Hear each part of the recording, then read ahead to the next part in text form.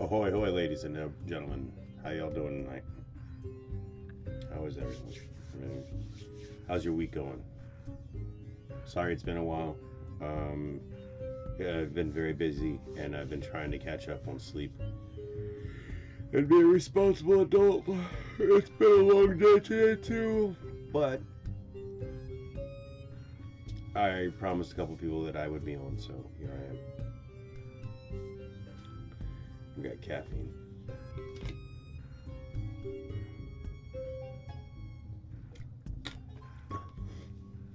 In fact, I'm double fisting caffeine. I got this and I got this. Nope, there. Yeah. Okay, this.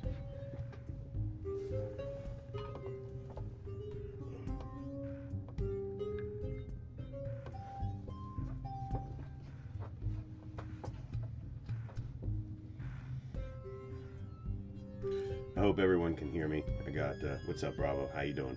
Can you hear me? Can you hear me well? I've got the mic in different position. You can kind of see the tip of it, but I'm trying to keep it out of the way so I can see everything and still communicate.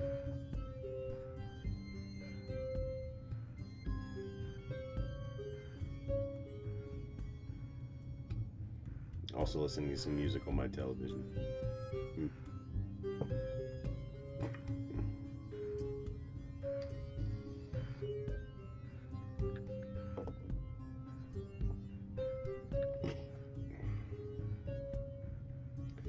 Tonight, cool, thank you. That's awesome. Tonight, we're gonna look at something from, because it's like a half an hour, well, 23 minutes. But we're gonna look for something from Anomaly, and then we're going to jump on Once Human. I'm not sure if my friend Kat's on still, but I'm gonna jump on and see what's new. See what's changed since the update, see if it's playable or whatever. We'll see.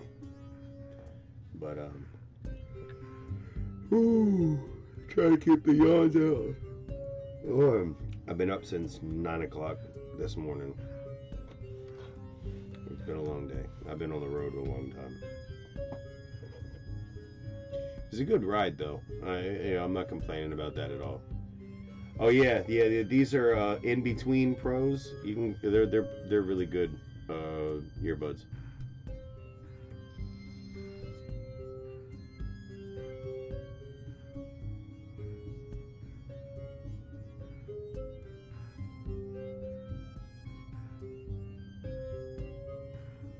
It's always interesting to hear rap in other languages.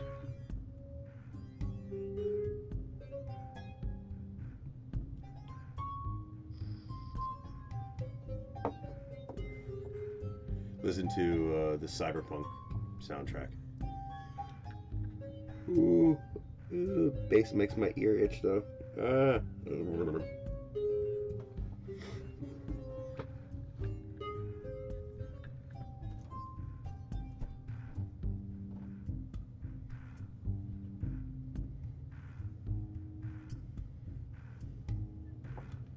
Right.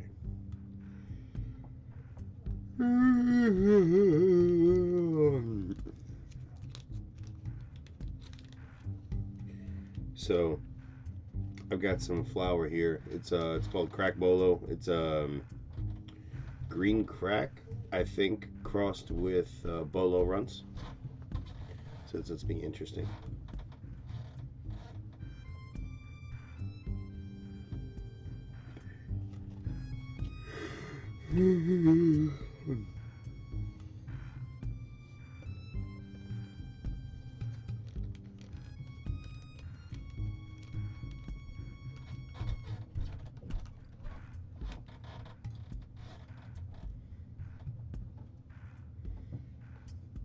Let's see.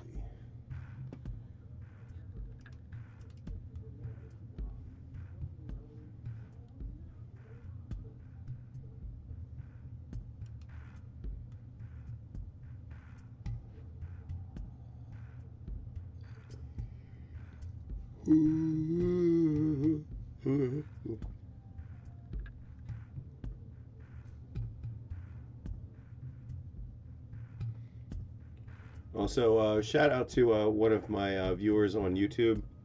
Um, Sometimes I will narrate things that are written on screen but not narrated, so that people that have small screens or are perhaps looking to listen and half watch it in the background, you can hear what's being written on screen.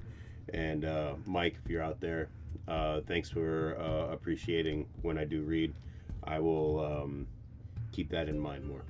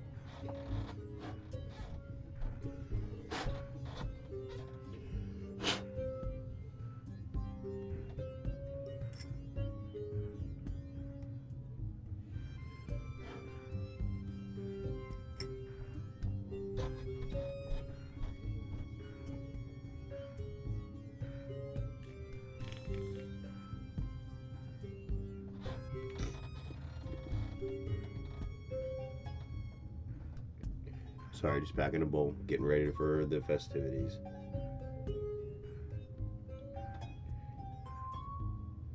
I didn't want to wait any longer to get online or get on the stream.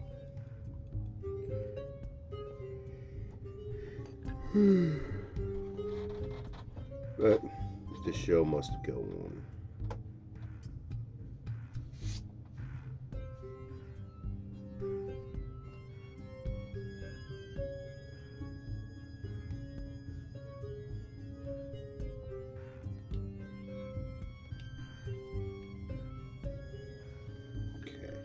Mr. Gnome is hanging out with me tonight. All right. Put this back in there.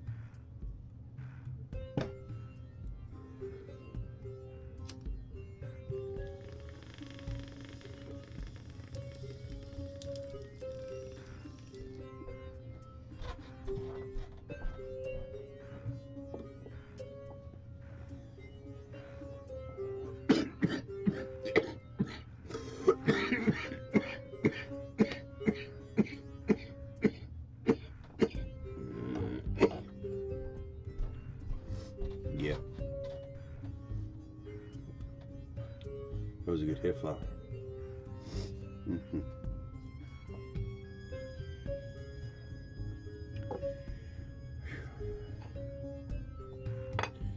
Here in my older years as a smoker, I'm not always looking to green out or to be faded, or had to have the highest high. I just like it to be good. If I smoke it in a J, I like that it smokes good, that it's going to be a nice even high, that I'm going to enjoy myself. I'm not going to be sitting here coughing my way into a headache, all those sorts of things. I like that. It's a little bit fluffy for my tastes, but if you can find crack bolo, which I'm fairly sure is green crack mixed with bolo runs, if you can find it, it's fairly good. My favorite flower, ladies and gentlemen, Green Lantern. See if you can find it. That shit is so good. No. You've seen me try to dance, and I do not. I will groove, How you doing, Joe? Nice to see you. I do groove, but dancing? No. Not unless you can get me to remember the electric slide and we're on the dance floor, and then maybe. Um, how's the packing going?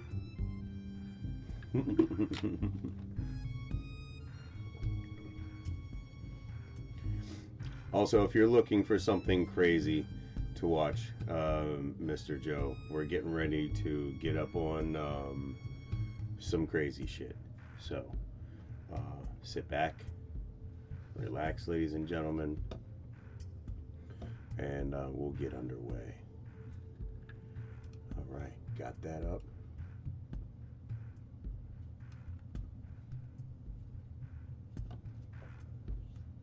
Yeah. It's been weird not having you at the shop lately. Yeah.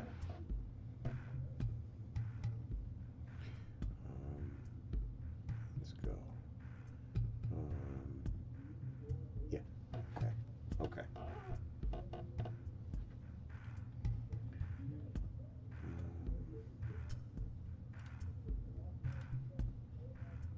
All right. If everybody is ready to go, we can get this underway. Cool. I'm glad to hear it, sir. So, as ever, for the YouTube audience, or the cold open and close is for the YouTube audiences, so feel free to let your attention wander. But here we go, ladies and gentlemen. Welcome back to the Gnome Show, everyone. I am Josh, your humble host, and it is my duty, nay, my pleasure, to trawl the briny depths of YouTube so that I may bring you the shinies. I cover short films of varying genres, video games, analog horror and sci-fi, and really anything else that I think is groovy. I hope you'll enjoy tonight's offerings, content for the blood god, and now on with the show. Tonight, we have Anomaly with a tale called God of Darkness. They found it hidden in the Greek islands. So if I remember correctly, Anomaly likes to mix the supernatural with real world events and places and stories and things like that. So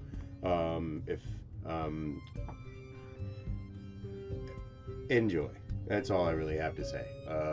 It's usually a very highly entertaining story. So we go ahead and cut the music. If I can find it. There we go. And let's go. Hidden among the Colorado River lies a strange secret that has left some geologists astounded. Beneath the most remote natural caverns of the Grand Canyon, scientists have discovered a peculiar hum that seems to never stop. I've heard of the hum. Similar to a deep moan, it is accompanied by a watery sound that seems to come from narrow cracks deep within the earth. It's said that some of these noises have been heard from the outside by tourists and local residents.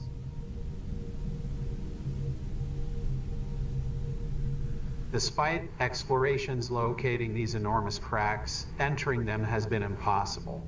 Any intervention would mean the total collapse of the caverns.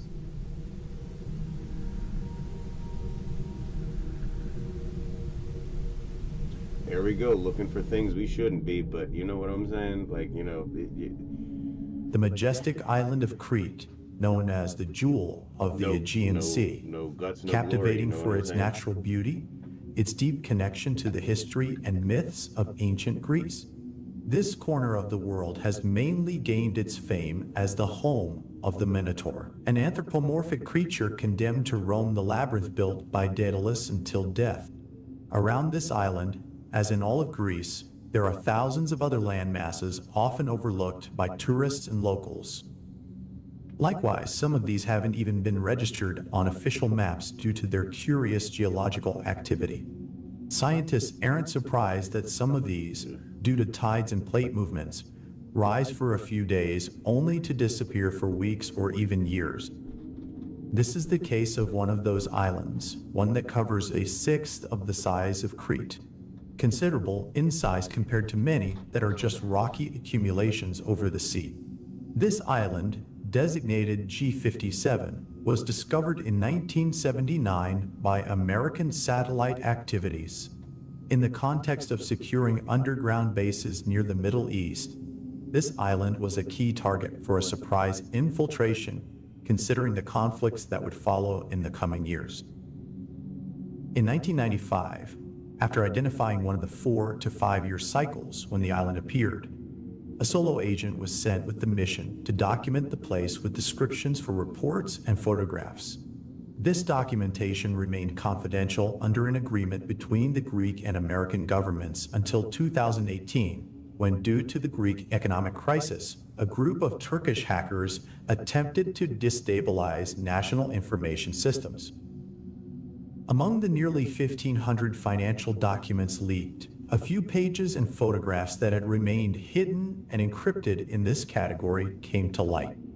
Due to the apparent insignificance of these documents in relation to the major economic cyber attack, they were practically ignored by everyone who accessed these files.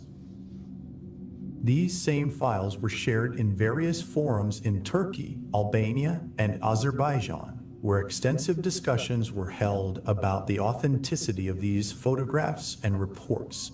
However, in an apparent American media move, the files were not removed from the internet, but were instead openly classified as a hoax created by ultra-nationalist Islamic groups.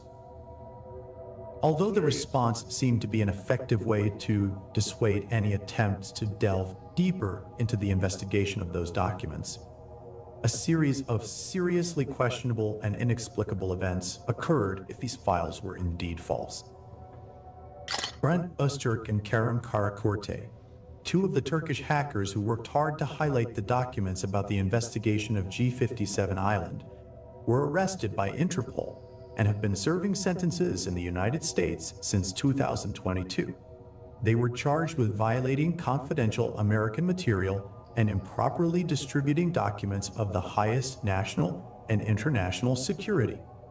It was curious that among the charges for which they were quickly condemned, the dissemination of documents about the island in various internet forums stood out, implying a severe discrepancy with their original claim. If the files are fake, that material should not have been used as incriminating evidence. To this day, official spokespeople continue to assert that this story is false. For this reason, and because this channel is separate from the original leak, we will detail extensively everything that was recorded about the risky and extraordinary investigation on the island in 1995. The expedition began with the arrival on the island on May 3rd during the early hours of dawn. The rocky coastline stands out as one of the main geographical features of the area. There, for at least an hour, the designated explorer continued surveying the southern part of the coast, where he encountered machinery and excavations that suggested past mining activity. One of the machines bore a slight resemblance to those used in tunneling operations. The report describes it as follows.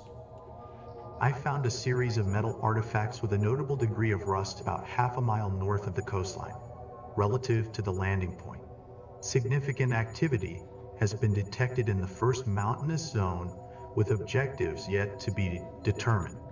It's plausible to assume prior foreign intervention, since Greek military records in their classified documentation only show activities related to maritime border protection and surveillance. Notably, these devices do not resemble any known machinery. Their function is truly unknown, and indeed, they do not seem to serve any purposes defined by conventional geological engineering. That initial discovery provoked, according to the written comments on the printed documents, a reaction of surprise upon realizing that unexpected evidence was found in the early hours of the exploration. What will be demonstrated later will clearly show that the island was not a virgin geographical zone. The photographs attached after the coastal encounter show what appear to be 2 enormous statues of half-naked men. 2 sculptures, approximately 26 to 33 feet tall, stand on a hill. They depict two athletic men facing south. One of the figures has wings on its back and severed fingers. I don't recognize them from any local legends or mythological traditions, which already presents an interesting incongruity for our specialized anthropologists and archaeologists to study. Near Crete, there are many temples and statues of ancient figures and deities, well documented in books and studies, which I naturally reviewed before this expedition. As midday approached, the explorer began to document areas that made it unsustainable to maintain the theory that the island was merely a pristine geological formation. There were plazas, parks, and even gardens, meticulously maintained with a structure and design quite different from those on nearby islands. An urban esplanade stretched across an entire city.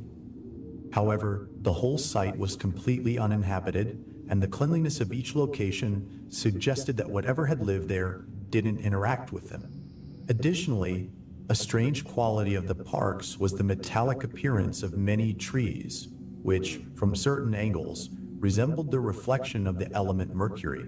That's creepy. Furthermore, within this inexplicable city, enormous temples were found, with dimensions considerably surpassing those known in the West, though peculiarly similar in some ways. Inside, there were huge sculptures, some winding through intricate hallways and excessively tall inner courtyards.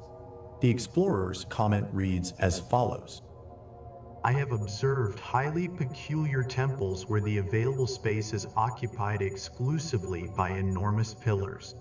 Among these pillars are gigantic sculptures arranged in an enigmatic manner.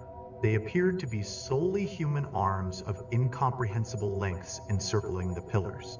Some of these arms are crowned with heads, though I cannot identify their possible origin. These findings lead me to think that any civilization inhabiting the city had a certain artistic development in abstraction. It greatly reminds me of certain visual artworks.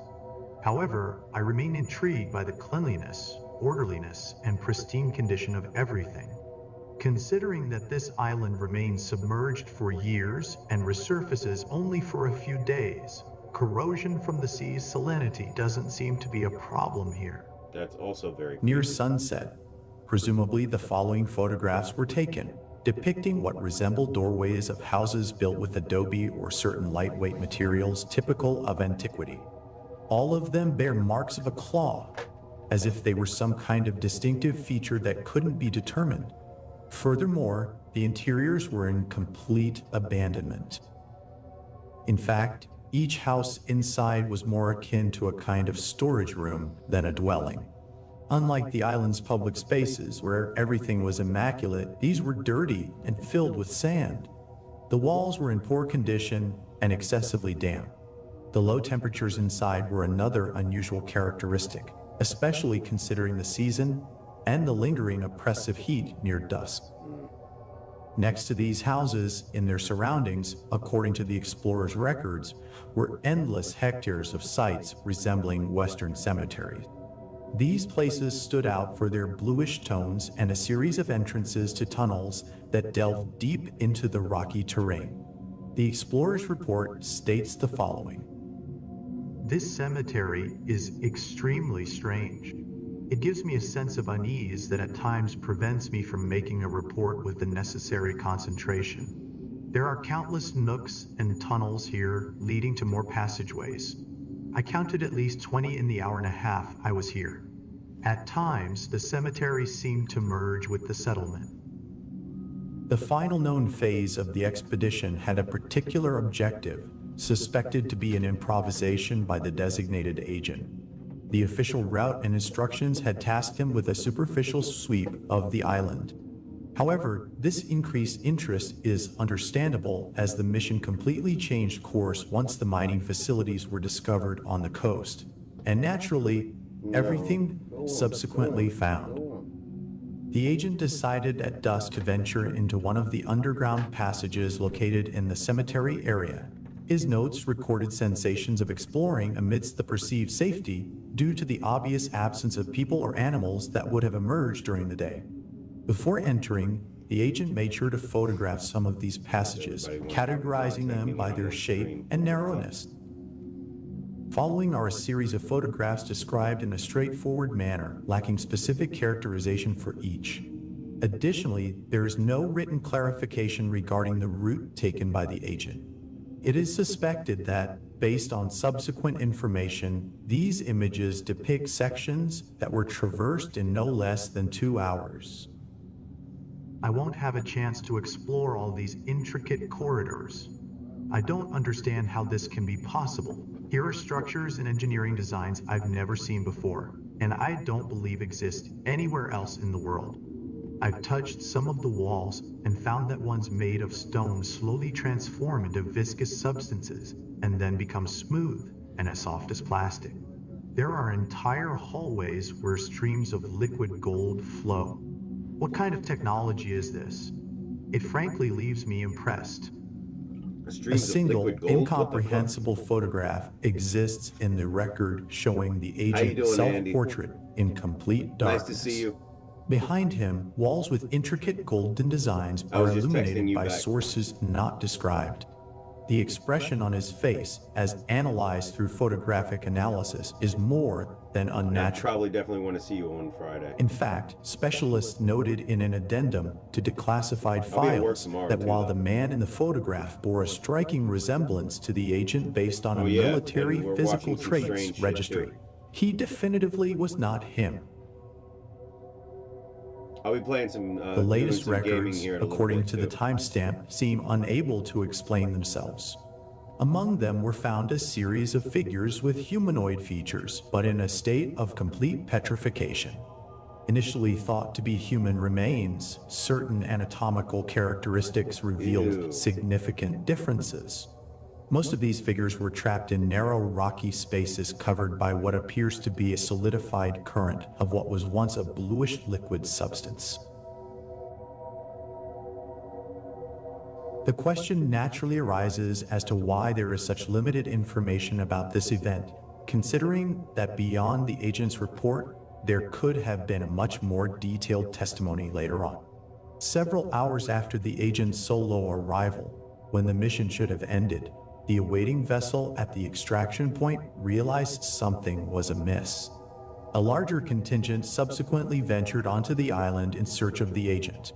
After a few hours, they found a photographic camera and field notes at the entrance to one of the holes in the cemetery area. However, the man was never seen again. Initially, this was due to the holes now being so narrow that it was impossible to enter the underground passages.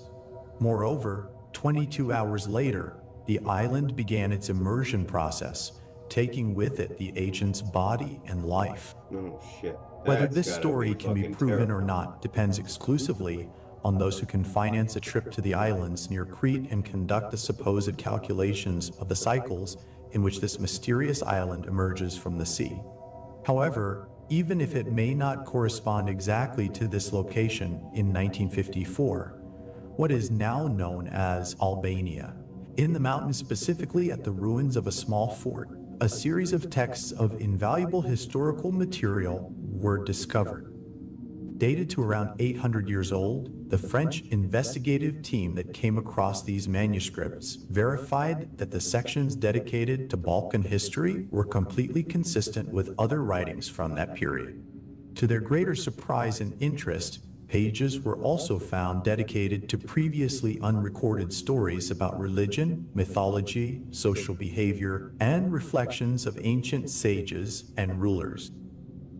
Within this unprecedented collection were writings in medieval Greek that recounted an intricate tale, possibly representing an unstudied folk tradition. This evidence would not be relevant to this case if it weren't for the surprising fact that these writings, translated into French in the 1960s, mention a series of prison islands surrounding Crete. The story narrated in that writing refers to the following. From ancient and current times, on the daughters of Crete rise ancient and colossal prisons that obey the old god, Lerontos. From there, Photios embarked on an enterprise of impossible origin for those who dared the eternal entrances. Among the daughters of Crete, Irene was the most prosperous and glorious. By the mandate of Aeonus, divine among the divine, great palaces grew in her honor. The royalties for the empire of Irene made her existence a chimera among her sisters. Anyone who set foot in Irene under the light of Aeonus would be covered with the timeless wisdom of the ancients. But Aeonus demanded that the forces beneath the ground remain always calm and peaceful. The legend of Photios spoke and remained sealed in his feet. From the depths where Lerontos once was, the brave Photios condemned him to eternal darkness. However, the struggle was not entirely simple, and a sacrifice was necessary. Each cycle, before the bravest of his daughters returned to the depths, 6 impure ones would appease Lerontos' cravings. And so it was to be fulfilled until the forces beneath the ground calmed for hundreds of years. Centuries passed, and although Irene shone in prosperity and immunity, underground the impure ones plotted their revenge. Lerontos was a cunning god despite his punishment and condemnation. From beneath the ground, he offered wealth and fame to those who would give up their souls. Lerontos turned his realm into a paradise of riches and unprecedented allurements for the impure, an illusion from which no one could escape. Thus one day the god awakened and took control of the island, feeding on nobles and commoners alike, who, in desperation to appease his wrath, fell into the traps of the underground. Only the grace of Aeonus remained in Irene, keeping it pristine and immaculate so that the unwary would be drawn in like the song of sirens. In this way, anyone who set foot on the coast would only find before them what they sought from it. In accordance with what the agent found on that island, along with its peculiar submersion characteristics and the tunnels of impossible nature. This ancient text found in Albania stands as the sole evidence that, dating back to the 12th century, seems to describe a mythological universe existing even before the height of Greek civilization. Alternatively, it could represent a world entirely unknown to chroniclers, historians, and rulers of the time. Irene, the island supposedly investigated by the agents, mirrors patterns similar to those described in other pages of the Albanian manuscript. That pristine feature, despite spending most of its time submerged, the enormous palaces and trees described with an impeccable silver sheen. However, Photios is only mentioned in passing as a heroic figure. In contrast, Lerontos is depicted as an entity that has dwelled in the depths of complex caverns. It is said to be even older than benevolent gods, created through the worship of all who have been marginalized by society. Lerontos has been the sole salvation for those who have traversed life in abandonment and disdain.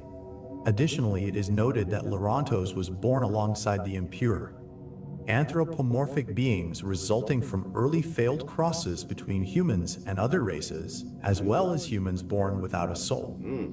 Lerontos exists in the depths of the islands that submerge around the great island of Crete, not as a specific entity, but as a hungry depiction of a dry, bluish rift that can be found not only in the Greek archipelago. Despite its inactivity, this divine entity seems to possess the ability to monitor and understand the intentions of all humans endowed with a soul. In this way, it manages to give different shapes to the underground passageways, creating intricate labyrinths of gold, silver, diamonds, and any form desired by those who traverse them.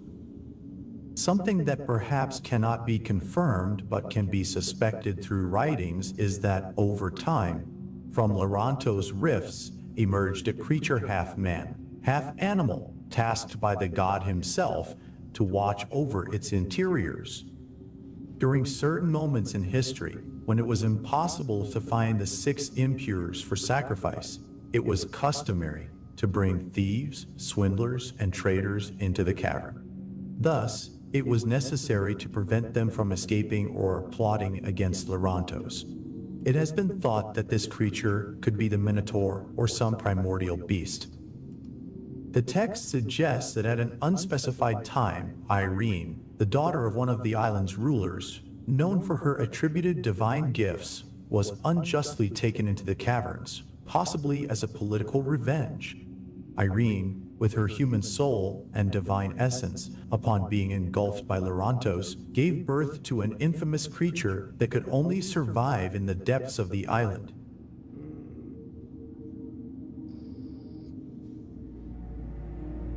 If you'd like early access to my YouTube videos, you can support me with just $5 on Patreon.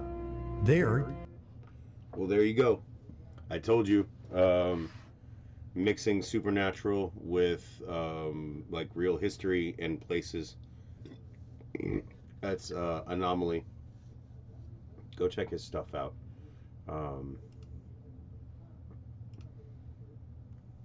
He's got a lot of stuff. A lot.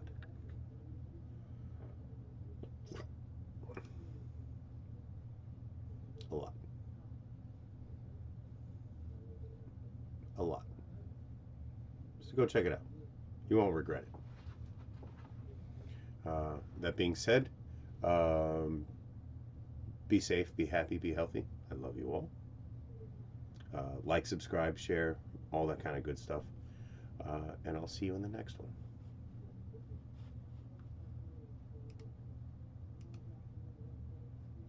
All right, all right.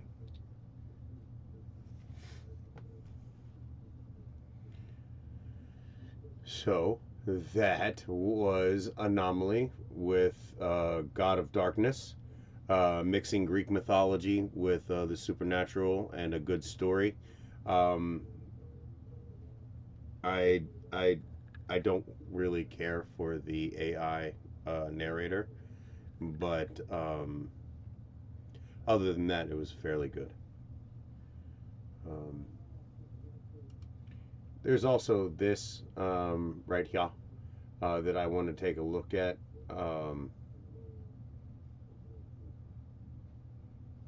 Yeah, we gotta take a look at that.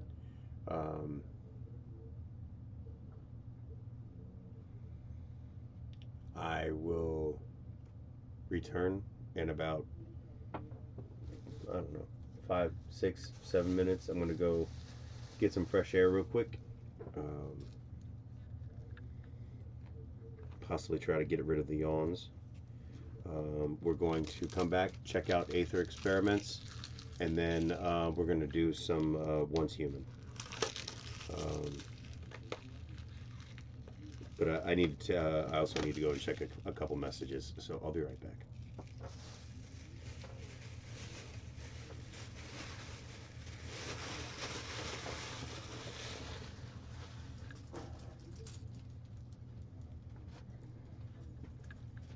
I want to go change into some more comfortable clothes.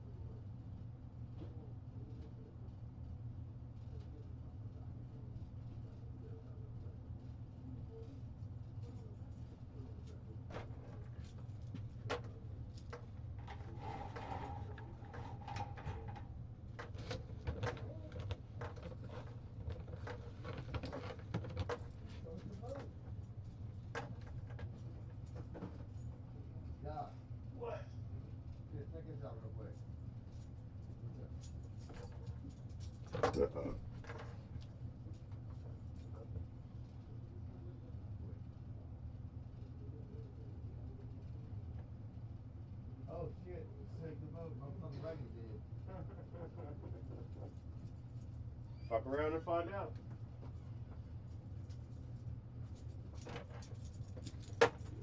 So, and this too.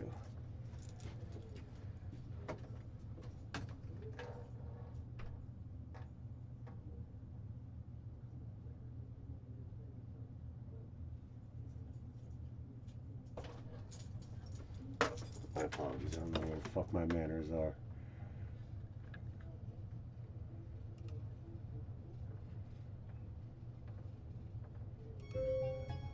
There we go.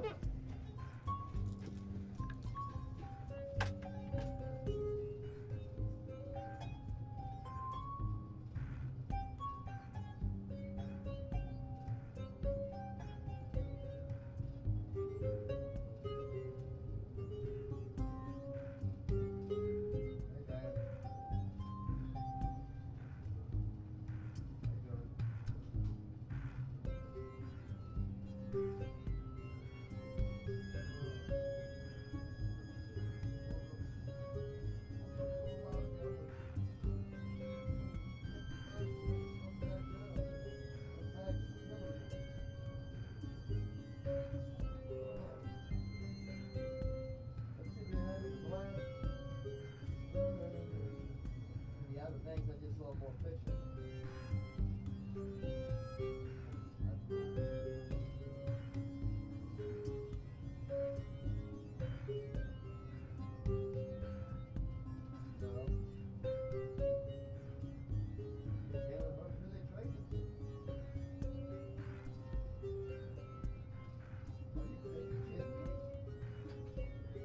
No, that's not the quarterback, it's the running back, Dad.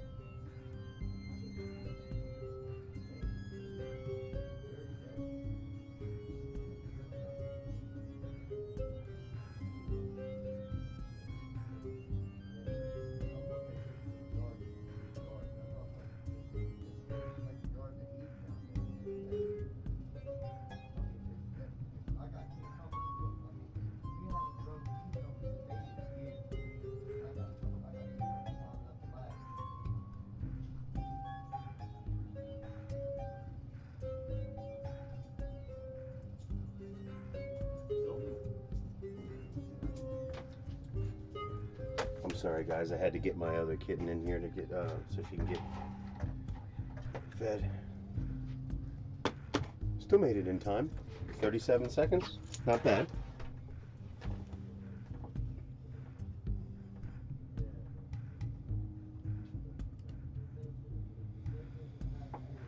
All right.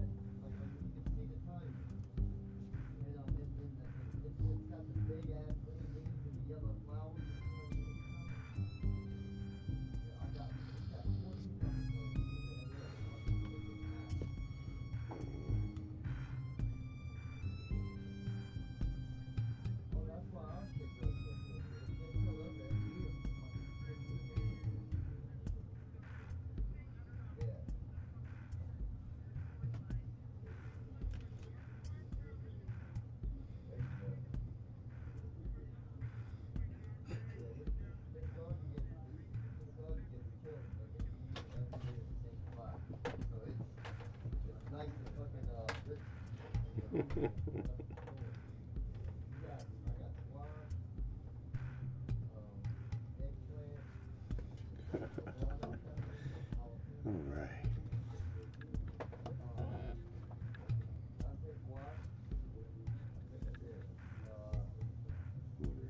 Try to get up through there. Okay. All right. So. Oh yeah, on Sunday I gotta Gnome. We gotta Sunday we gotta go. We gotta go get your rabies shot on Sunday, buddy.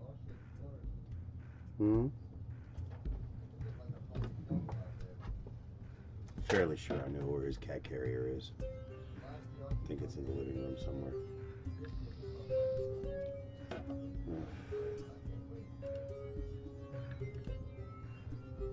Let's see.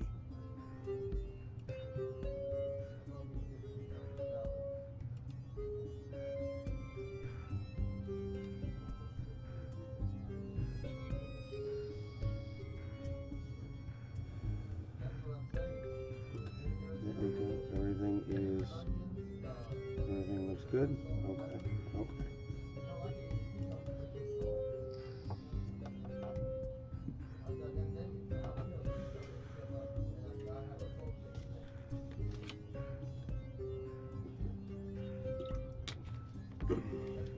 I'm always nervous what my cousin's gonna say.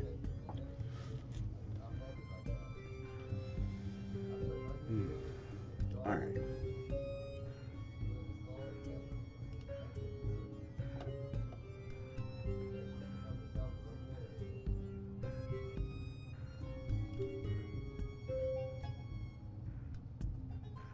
Actually, we'll take a look at Aether experiments tomorrow.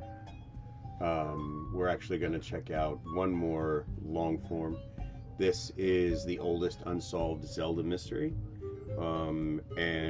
If that's the case, then this is like the Legend of Zelda, the gold cartridge, which I had, and deeply regret selling off to get my my Super Nintendo.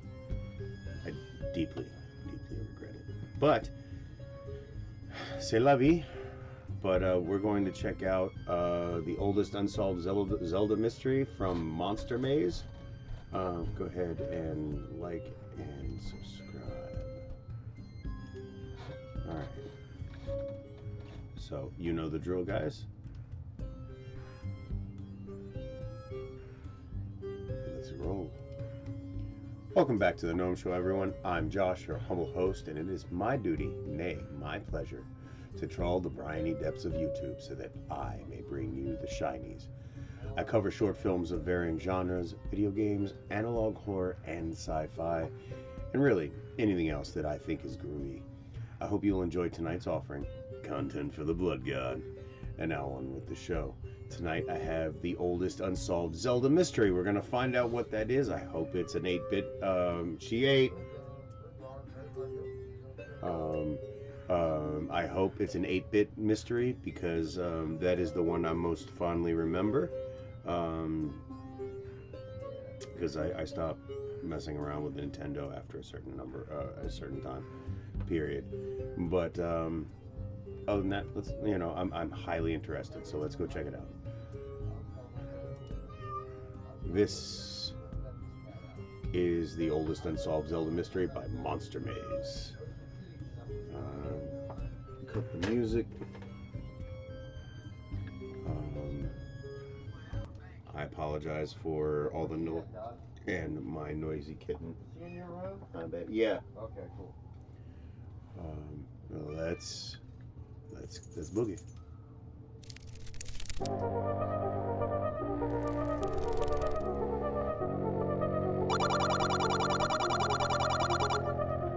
Eastmost Peninsula is the secret. This unusual, oddly phrased sentence has puzzled Zelda fans ever since the American release of The Legend of Zelda back in 1987, making us wonder, What does that mean? It's one of those unsolved mysteries of which the series has built up quite the repertoire over the past decades. But what makes this one special is that not only is it perhaps the oldest unsolved Zelda mystery, it's the type of mystery that extends beyond the border of the TV screen, out of the fictional realm of Hyrule and into our own reality. Because the actual meaning behind the phrase is perhaps the least interesting aspect of it, and only one small part of a much larger enigma. In fact, we have a pretty good idea what it means, as there's not that many options. And while Nintendo has never confirmed anything, and likely never will, the option that's generally viewed as the most likely, I think, is probably the right answer from a logical standpoint. So let's start with the quote itself, where it came from, its implications, and of course, what it's referring to.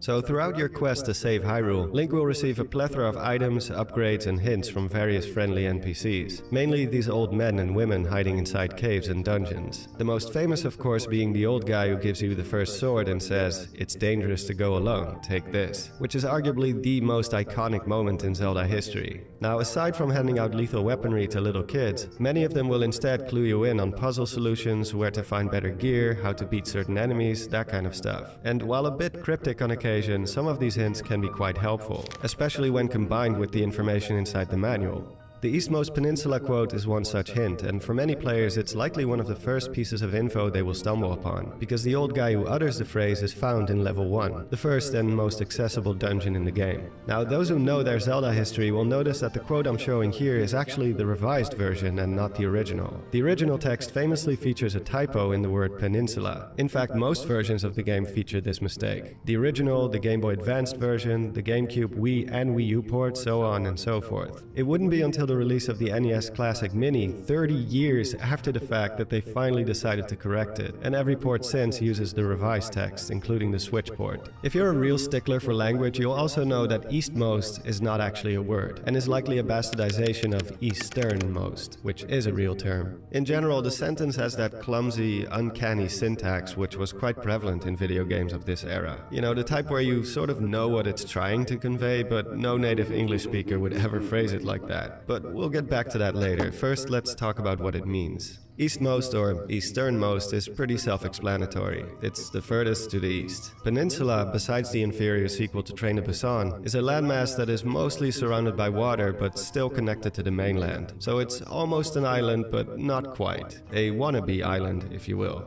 As for the second part, I think that one also speaks for itself. It's a rather unconventional way of saying it holds a secret or hides a secret. So basically, there's a secret on a peninsula furthest to the east somewhere. Now, there are two interpretations that are by far the most prevalent. Option 1 is that it points to this part of the overworld, which is indeed the only location on the map that would qualify as a peninsula. It's surrounded by water on all sides, save for a small corridor that connects it to the rest of Hyrule.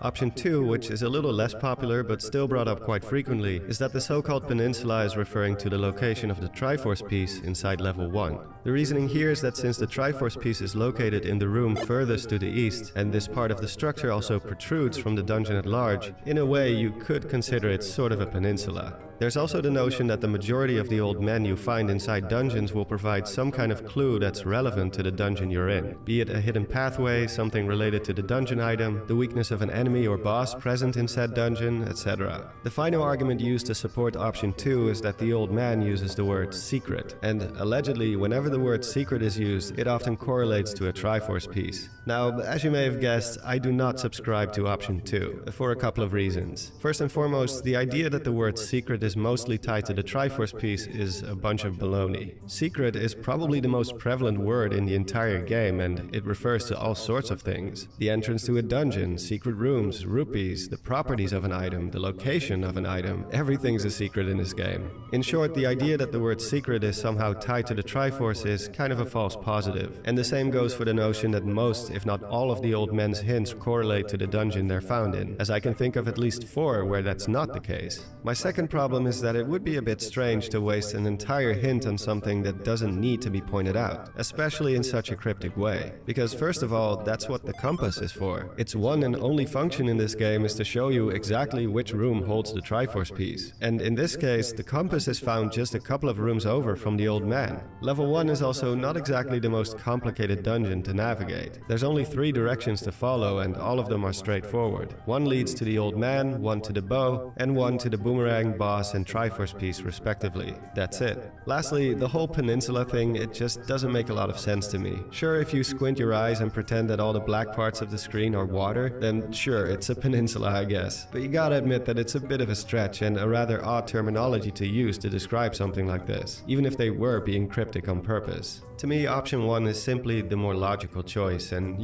sometimes the easiest answer is also the right one. There's only one place in the entire game that classifies as an actual peninsula. It lies on the eastern border of the map, and it holds no less than 3 secrets. Well, 2.5. One is not exactly hidden in the traditional sense. At the bottom of the peninsula there is what looks like a dungeon entrance, but is actually an old man with a potion or heart container. Second is a hollowed out tree with a money-making game inside. And lastly, there's a fake wall you can walk through which leads to another dungeon-like building, but is instead a cave with a moblin who gives you rupees. In this case, a whopping 100 bucks, which is the highest amount of rupees you can get from one of these guys. Most people agree that this is the secret the old man is most likely referring to. Like I said, the money-making game is not exactly hidden. I mean, the entrance is in plain sight. And the potion/heart container, while a little less obvious, is still pretty easy to find, given that there's an easily observable dock on the other side. A clear giveaway that you can use the raft here. The fake wall, on the other hand, is probably one of the most well-hidden secrets in the first quest, especially considering that the manual never establishes that walking through walls is something you can even do. It is in fact the only wall in the first quest where you can do this, and it's not until the second quest that walking through walls becomes mandatory. But of course, the manual doesn't contain any hints for the second quest, so the only way to find out about it is either by sheer luck, exhausting every option on a whim, or more likely for most people by consulting a strategy guide or from word of mouth. Speaking of the second quest, obviously the 100 rupee reward is nothing too special, all things considered. I mean, it's not exactly on the same level as a heart container or a new weapon, and I'm sure is one more reason why people had their doubts that the peninsula hint was referring to this place. After all, why would such a cryptic hint lead to such a subpar reward? But it's worth noting that in the second quest, this same structure holds the blue ring, which is one of the best upgrades in the game as it cuts the damage you take by half. For most players, finding the blue ring is pretty much mandatory if you want to stand any chance at beating the second quest. And if you didn't know about the fake wall in the first quest, you wouldn't know about it in the second quest either. So in the long run, it's a pretty important location to be aware of. If there's anything in the game that warrants some kind of hint or clue, it would be this. Granted, it didn't help much due to its poor choice of words and cryptic nature, but at least they tried. One final piece of evidence I want to provide, just for the hell of it and because I've never seen anyone bring it up before, is that in the official Japanese strategy guide, this part of the overworld actually has a name attributed to it, which is actually quite rare, believe it or not. As opposed to later games, only a few areas in the original Zelda have geographical names, like Death Mountain, Spectacle Rock, the Graveyard, the Forest of Maze, which would later become known as the Lost Woods, and well, that's about the extent of it. For the most part, they tend to use letters to refer to specific areas like Screen J, or the ruins of A. But in this particular guide, the location is called Dejima, which refers to a couple of things. First and foremost, it's a real historical place in Japan, specifically a former artificial island connected to the mainland of Nagasaki by bridge. Oh, look at that, the Dutch were here too, because of course we were. Furthermore, the most literal translation of Dejima I could find is an island jutting out from the inland. And lastly, in Japanese gardening, it's apparently a term used for a place projecting into a pond, like a peninsula. Anyway, while the odds of getting an official confirmation from Nintendo after all this time are slim to none, I think the meaning behind the peninsula quote is a pretty open and shut case. It is simply the most logical conclusion, and most of the evidence seems to point in this direction. So let's move on to the second part of the mystery, and for that, we have to talk about localization.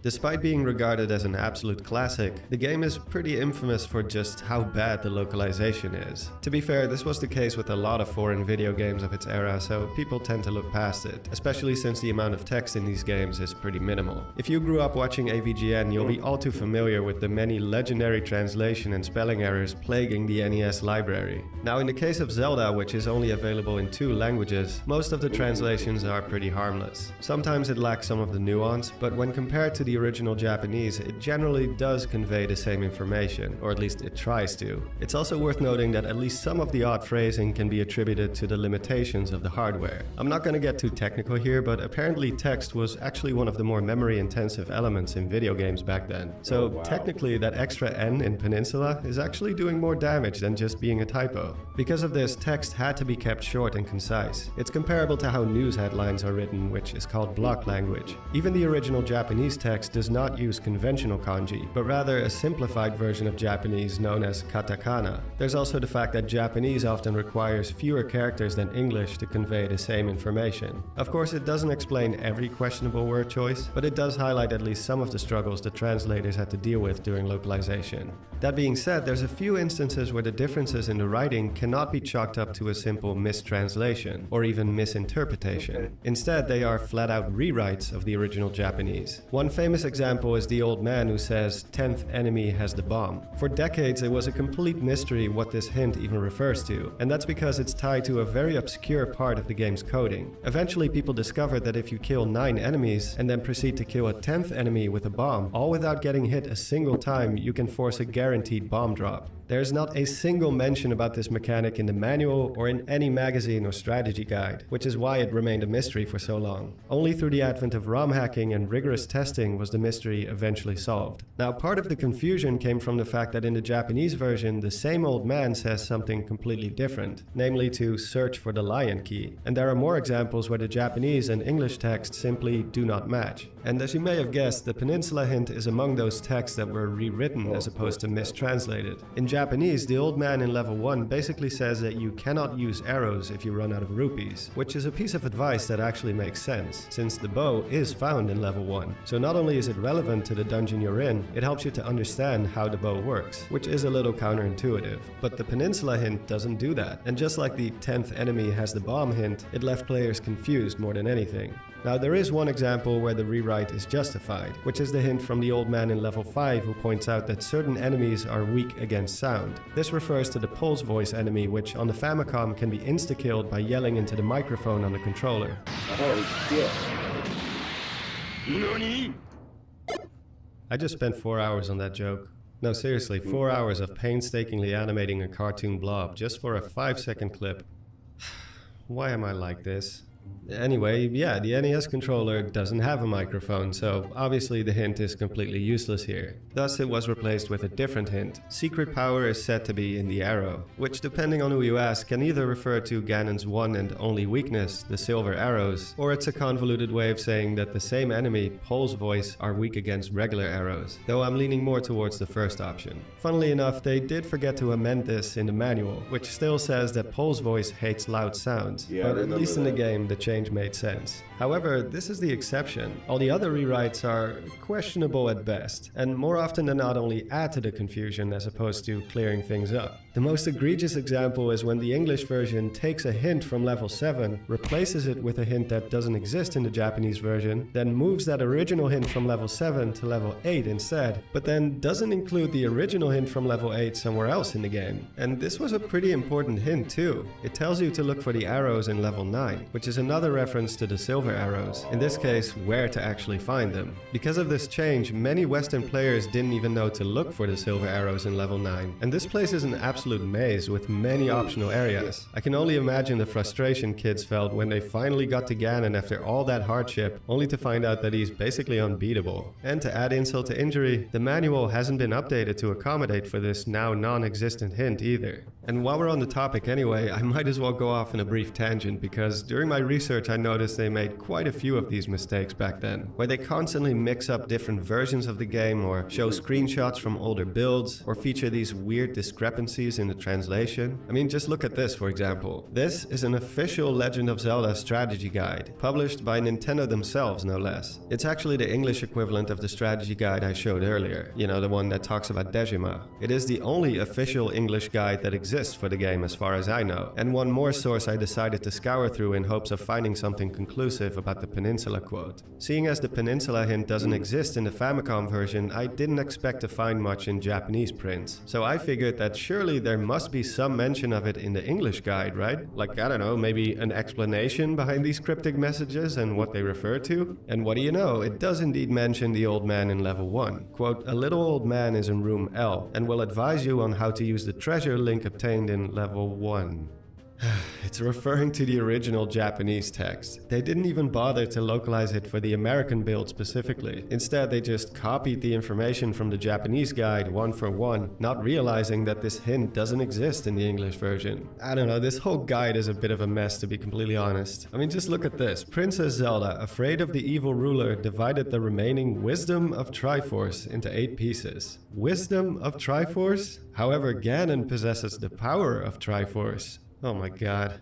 All this makes you wonder why these changes were made in the first place, and perhaps more importantly, by who. We know the localization of Zelda games can be hit or miss at times, and in regards to the English editions, it's usually Nintendo of America who are to blame, especially with the more recent titles. And there is at least some evidence that does point to their influence in the original Zelda as well, most notably with the Book of Magic, which in the original text is called Bible. This went against NOA's policy regarding religion in video games at the time, and so it was changed to Book of Magic instead. This kind of policy didn't exist in Japan, so it's not something a programmer sitting in an office in Kyoto in 1986 would have been aware of, meaning it was almost certainly Nintendo of America who requested this change. Now, that being said, I do have a hard time believing that it was also Nintendo of America who came up with the actual phrases we see in the final NES build. While it is true that localization wasn't handled nearly as professionally as it is nowadays, I would say that even for an amateur translator, the result here is beyond reasonable.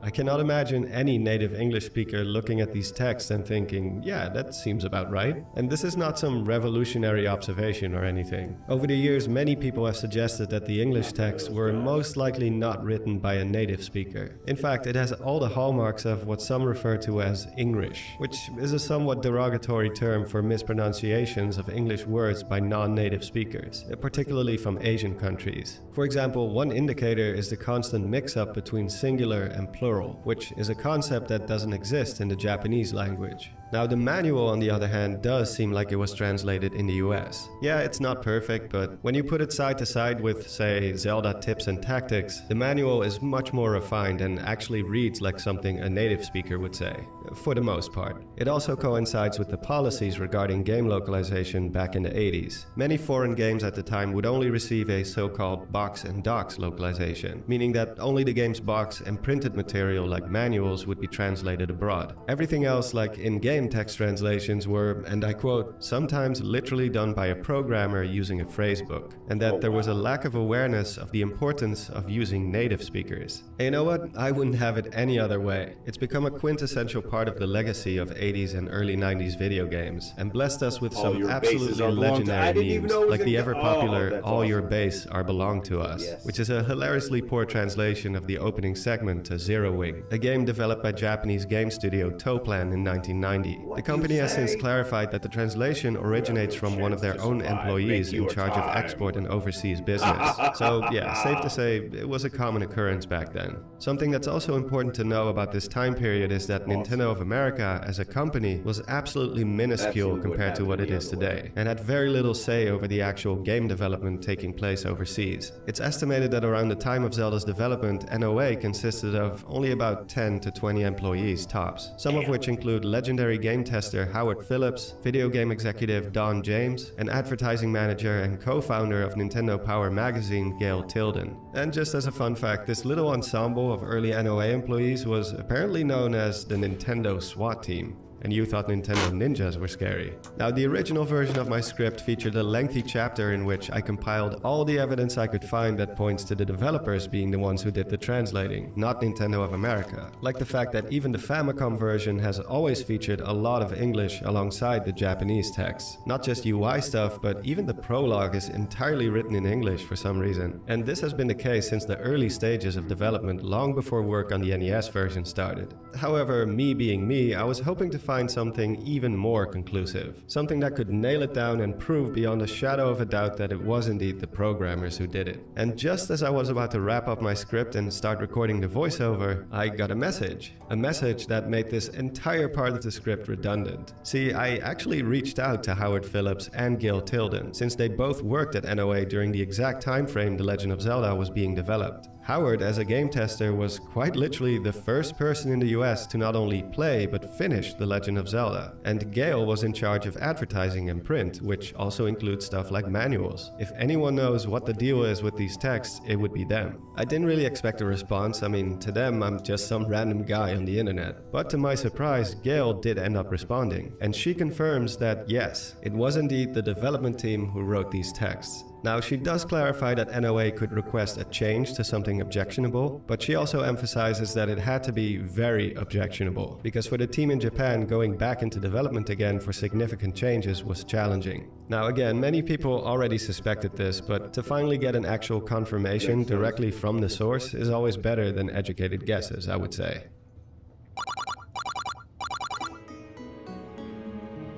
So with all that said, this still leaves us with one final piece of the mystery. Why were some of the hints changed, and who opted for these revisions? Because despite the fact that we now know that the translation process was handled by the developers, that doesn't automatically prove that the decision to change some of the hints also originates from them, nor does it explain why. After all, the change I mentioned earlier, where the Bible was renamed to Book of Magic, was almost certainly requested by Nintendo of America. So we have at least one example of their influence on the in-game text. So for all we know, the folks at NOA may have thought that some of the original Japanese hints were unnecessary or too cryptic, and so they may have come up with a few of their own as a replacement. Probably not the literal text as they appear in-game, but more like a suggestion, like, hey, you know that fake wall you can walk through? Yeah, nobody's gonna find out about that without help, so how about we throw people a bone here? What do you say? Shigeru? Alright, maybe not that casual, but you know what I mean.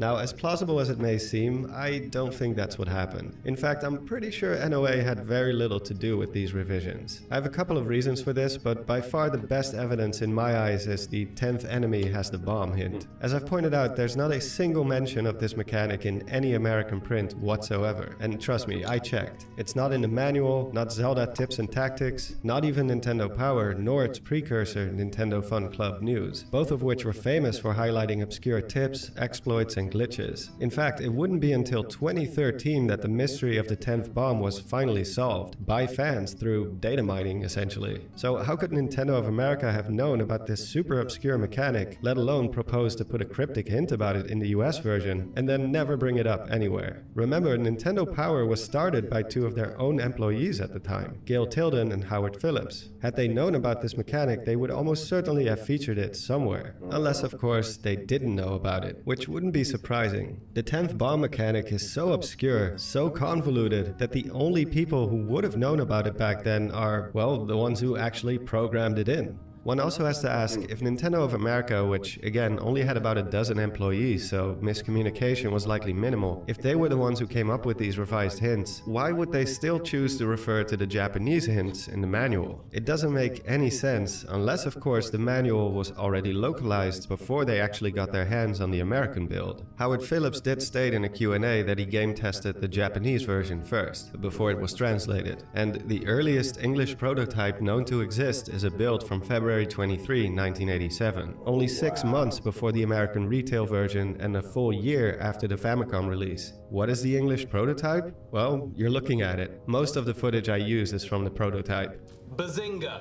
Truth be told, it's almost identical to the retail version, save for a few minor changes to the game's code, apparently. Anyway, once again, the evidence firmly points to the development team. Not only did they localize the text, but it seems they were also the ones who came up with these revisions. Which only leaves us with, why? Why would they change the hints to be so different? Especially since, by all accounts, it only made things more confusing for people. In this case, I don't have any hard proof to work with. The only ones who truly know are the original Japanese developers, and I don't think they're going to be available for comment anytime soon. So based on my own speculations and best guesses, here's what I think happened. While it definitely didn't work, I do suspect that it may have been a botched attempt to make the game easier. It's a well-known fact that former Nintendo of America president Minoru Arakawa was initially worried that the game would fail in the US because he thought Western players would find the game too difficult, something he probably expressed to his colleagues in Japan working on the game as well. While his concerns ultimately proved to be unfounded, there are some changes that reflect his initial doubts. For example, the Western manual reveals a much larger part of the overworld map than the Japanese manual, so it's evident that the developers did have some consideration for Western players while working on the NES version, and as a result, I think they may have decided to alter some of the hints based on what they knew the Japanese players struggled with. It's easy to forget that there's a 1.5-year difference between the Japanese and North American release. That's an insane amount of time, and I would guess that most Japanese players had long since finished and scrutinized every inch of the game by that point, both the first and second quest. So perhaps the developers analyzed some of the most prominent questions and feedback they received from their Japanese audience during that time, and based on that data decided to make some preemptive changes to some of the hints for Western audiences. Maybe Japanese players complained about running out of bombs all the time and having to grind for more, which can be a bit of a problem in the game. And so they rather clumsily tried to provide a hint on how to get bombs more easily. Perhaps a lot of players got stuck in level 7, which wouldn't be surprising since the secret pathway that leads to the boss is pretty sneakily hidden. This may have given rise to the secret in the tip of the nose hint, which is a somewhat cryptic way of saying that this room, located in the tip of the demon's nose, hides the way forward to the Triforce piece.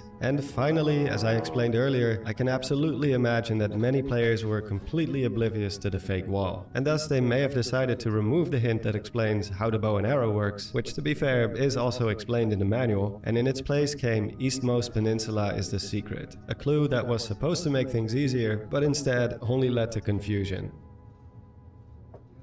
And that, my friends, is my long-winded coverage of a single sentence in a game from 1987. I never expected this video would end up being as long as it did, but here we are anyway. I hope you found it entertaining, and if you did, I do have a couple more old-school Zelda mysteries on my list, so if it's something you'd like to see more of, be sure to let me know down in the comments. I want to give a massive thanks to Gail Tilden for taking the time to respond. Her information was pivotal, to say the least. I also want to give some love to Legends of Localization, which is a website run by professional game translator Clyde Mandolin. He has an entire article devoted to the differences between the Japanese and English text, so go check it out if you're interested to learn more about that. As always, a big thanks to my amazing Patreons and channel members for continuing to support my endeavors. Shoutouts to my Discord community, my mods, and of course to you for watching. That is all for now, and I hope to see you all next time. Thank you very much. That was the oldest unsolved Zelda mystery, and I am grateful that I remember everything that he's talking about. Make sure you go on over to him, check out his stuff. He's got some good stuff. Let's check out his videos. Yeah, he's got a lot of good stuff to check out. So go show him some love. If you like this video, like, subscribe, share, follow, all that stuff, and like I said, go over on to his channel and check his stuff out. Be safe, be happy, be healthy.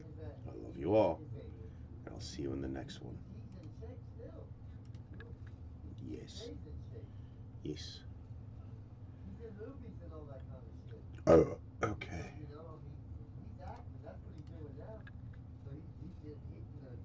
They gotta stay in great shape, and that's what keeps them going.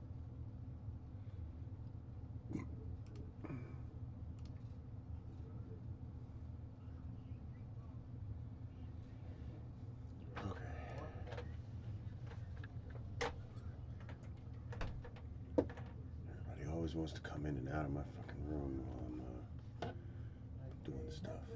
Okay. Alright, so let's go on to Path of Exile needs an update. I turn the music back on.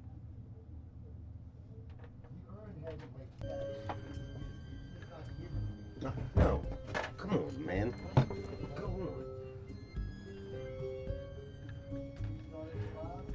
Sorry.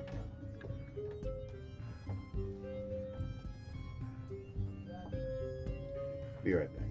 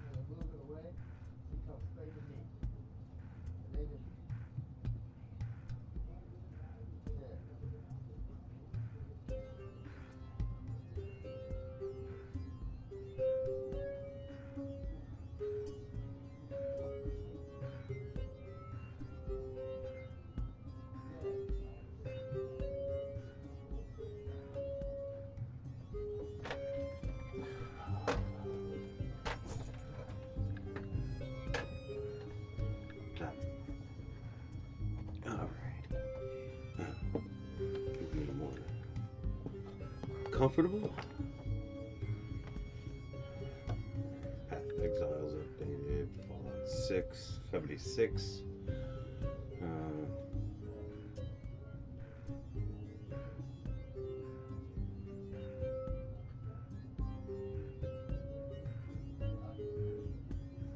Post 0 public test server.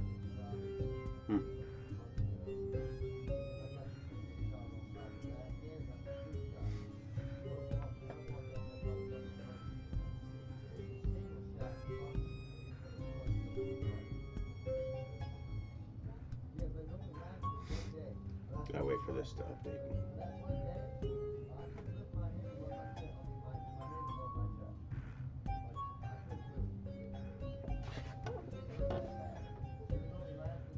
Let's see.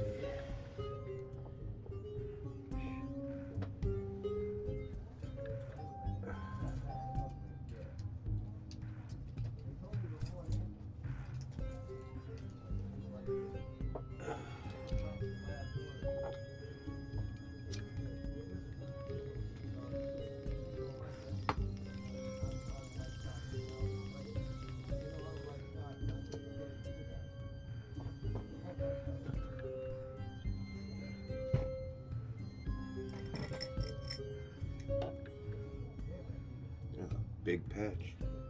Well, not a big patch. It's like 5 gig. That's big enough.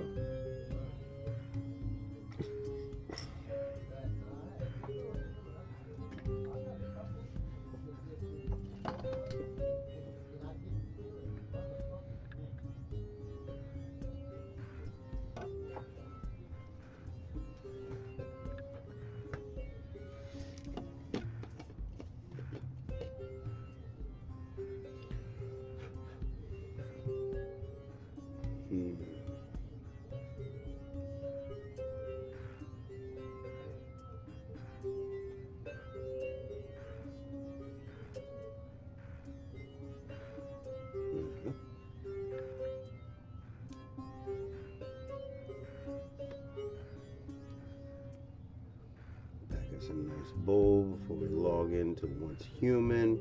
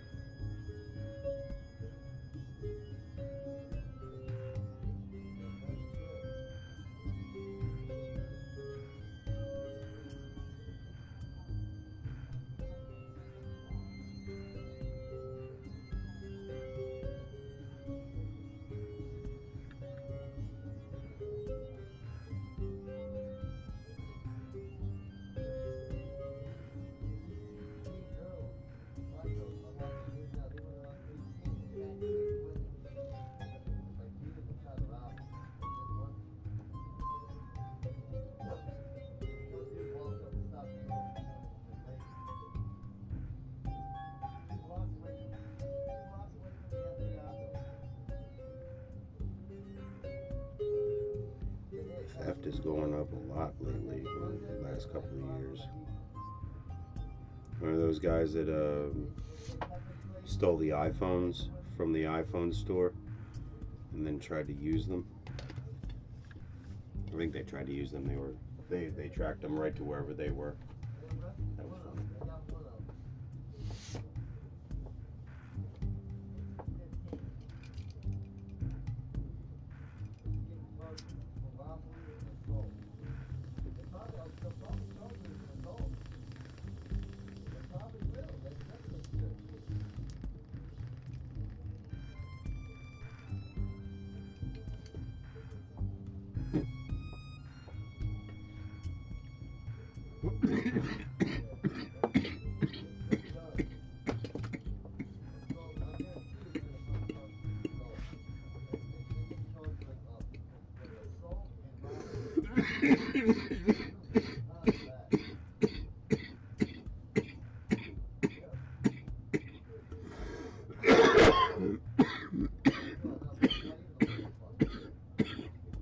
Green Lantern is so good.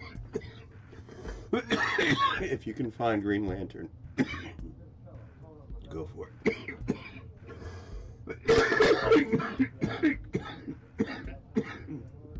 Damn, that's good flour.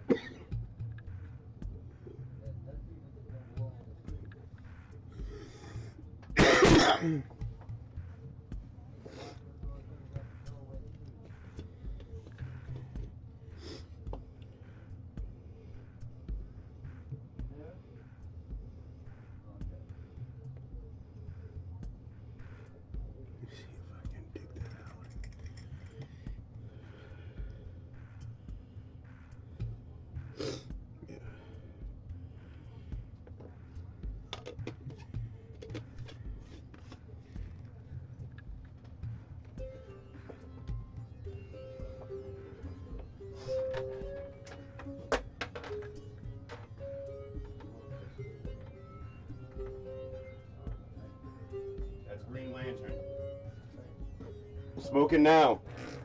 Smoke it now.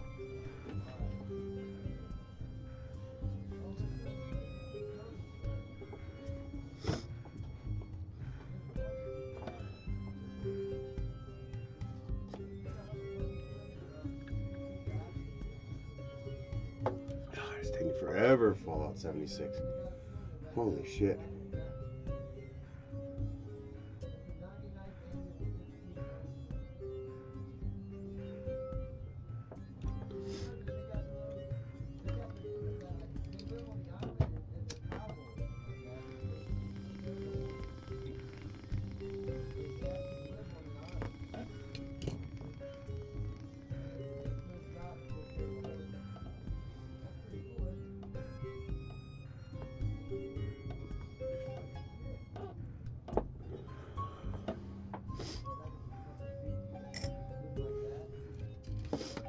Mm-hmm.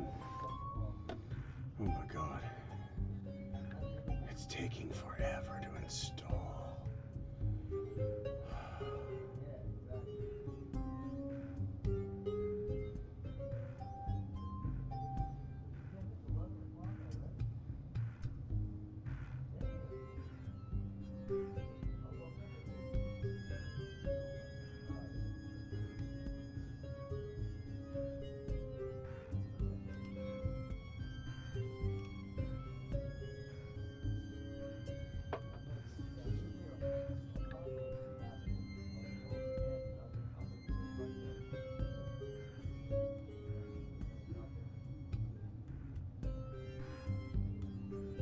It's stuck at 9% right now.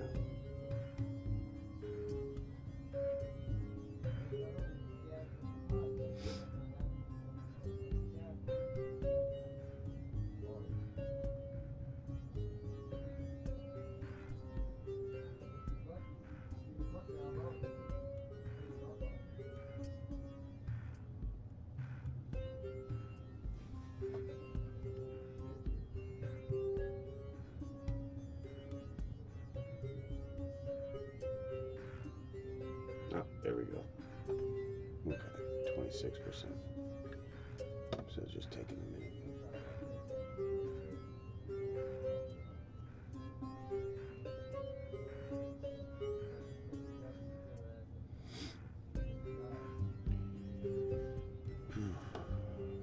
We're going to jump into some Once Human in a minute.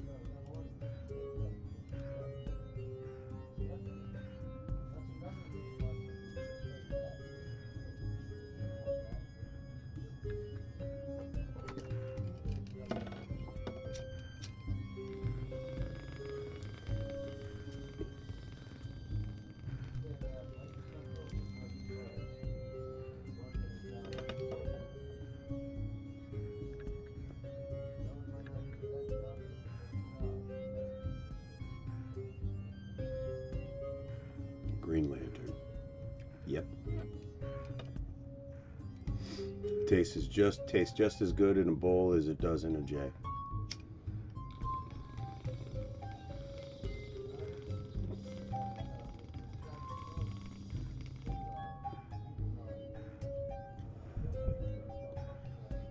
If you use funnel in your J's, I'm not mad at you. I just disagree. Holy shit. It's only at 51. Oh my god.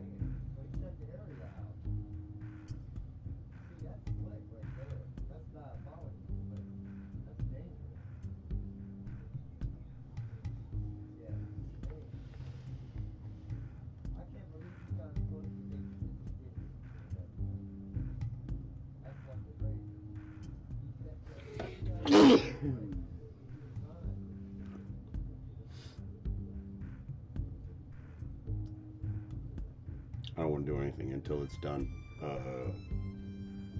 installing. 67%.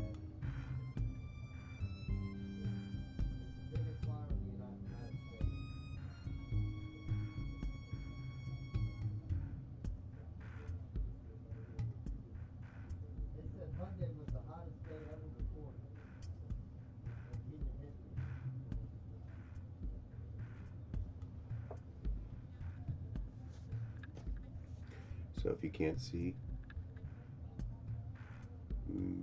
Miss Aria is back here. Right there. Right there. Oh. Right there. Somewhere in that void back there is Miss Aria. Mr. Gnome is right over there.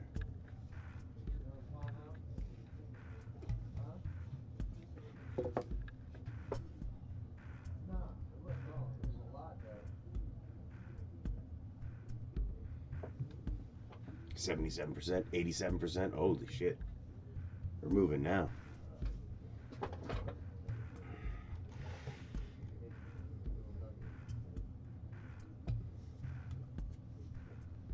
That's my favorite flower, Bobby. It's my favorite flower. It's called Green Lantern.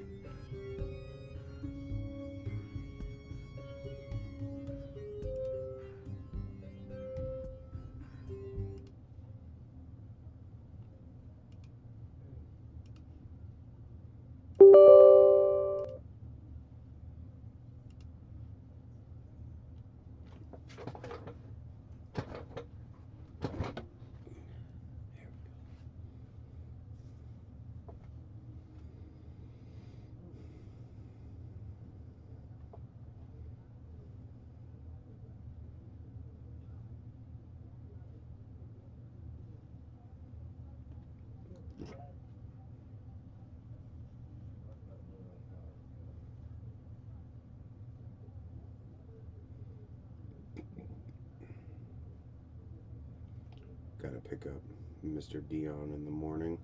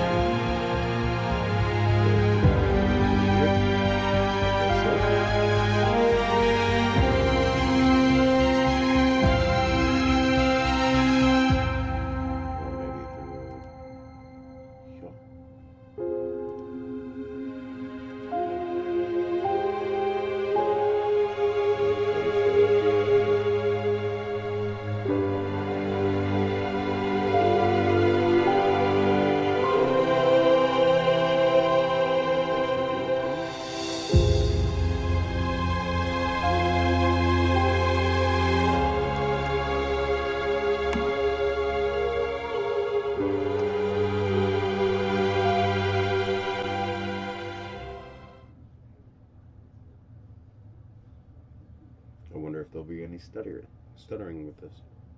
We'll see.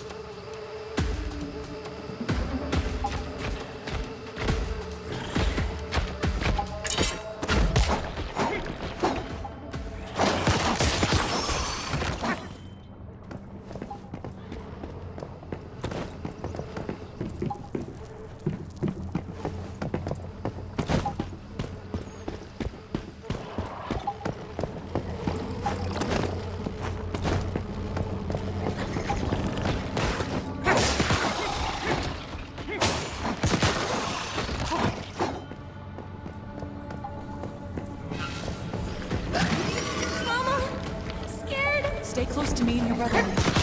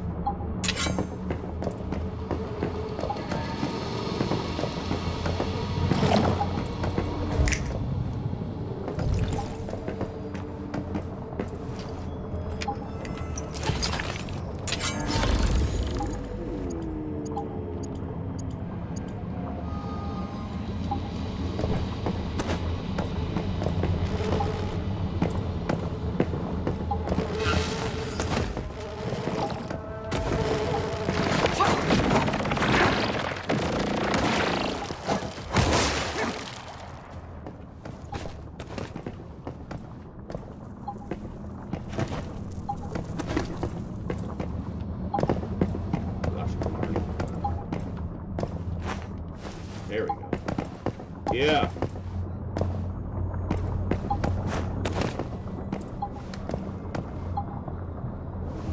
Yep.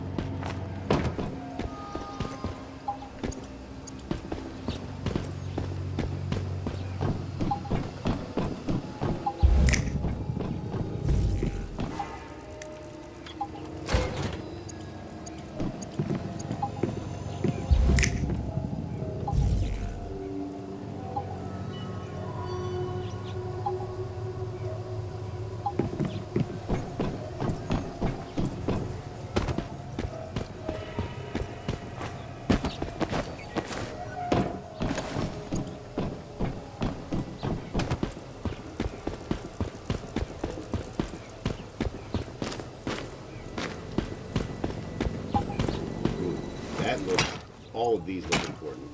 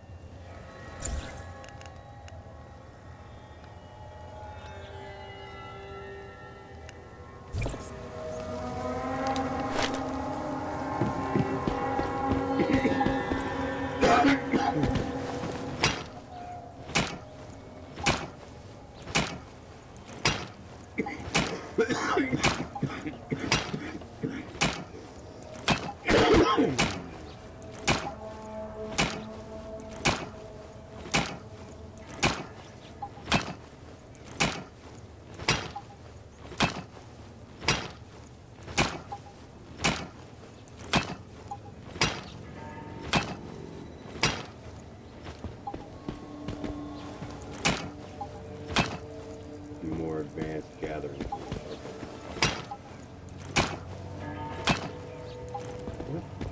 Oh. Oh. Oh. Let's see.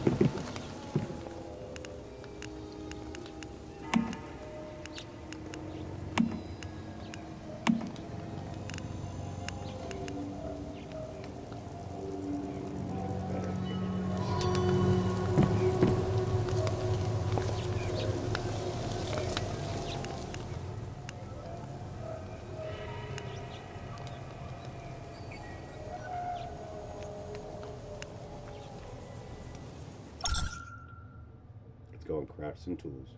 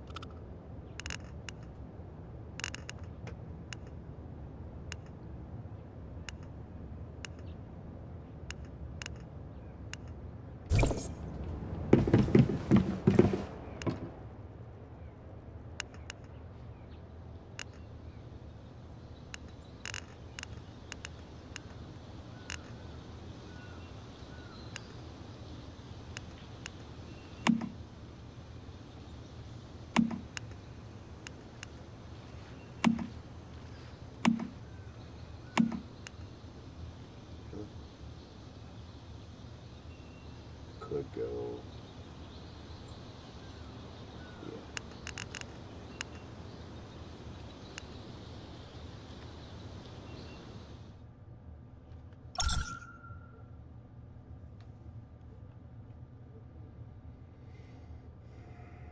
Kind of sucks that you can't teleport to your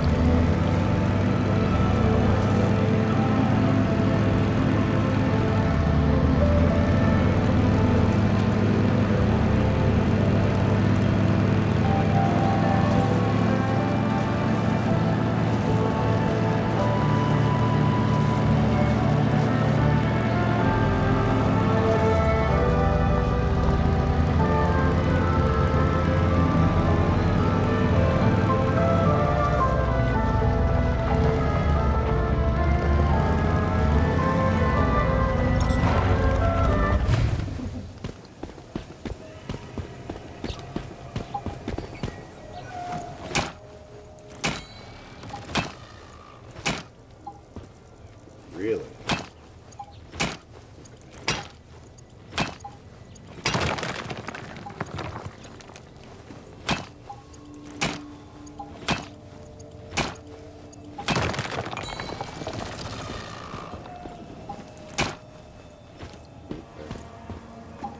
So that's something that I can't.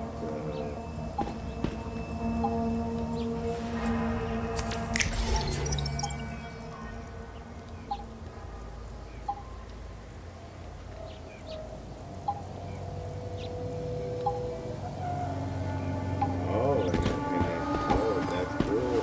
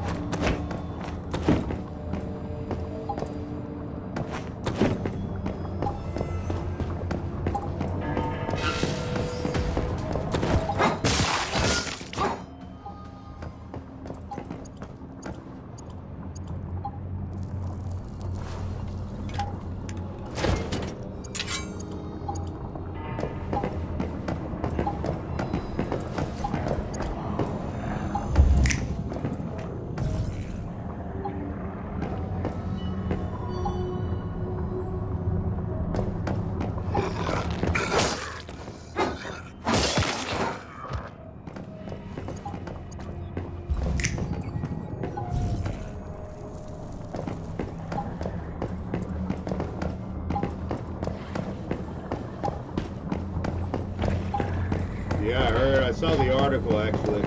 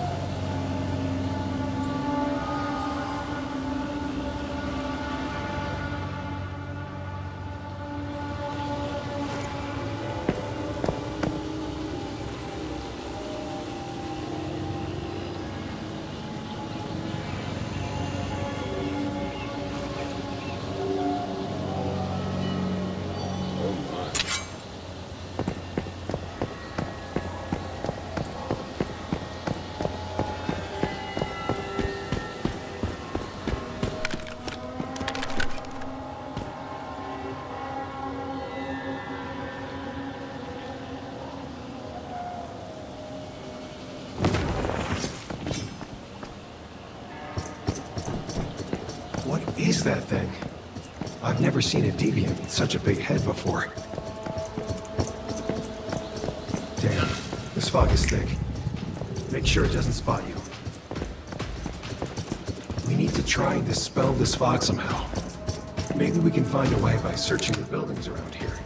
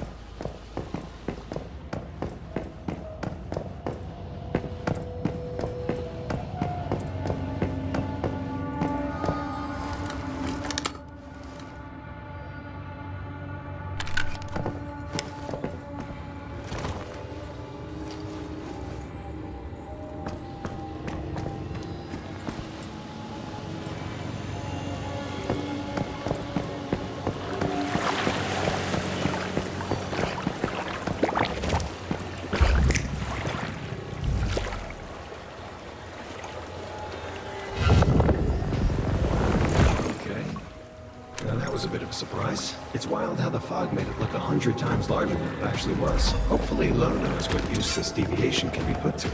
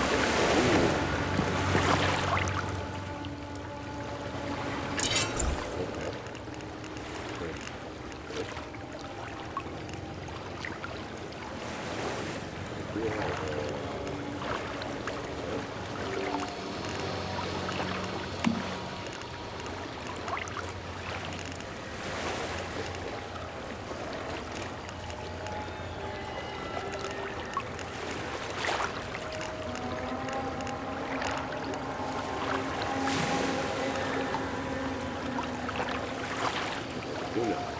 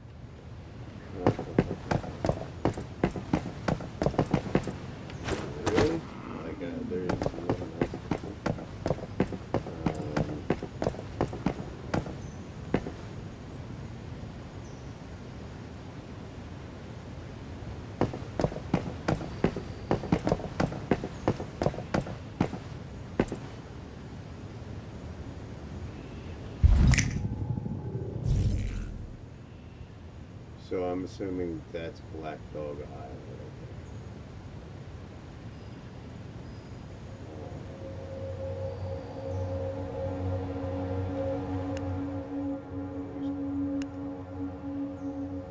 Yeah, or Wild Dog Island.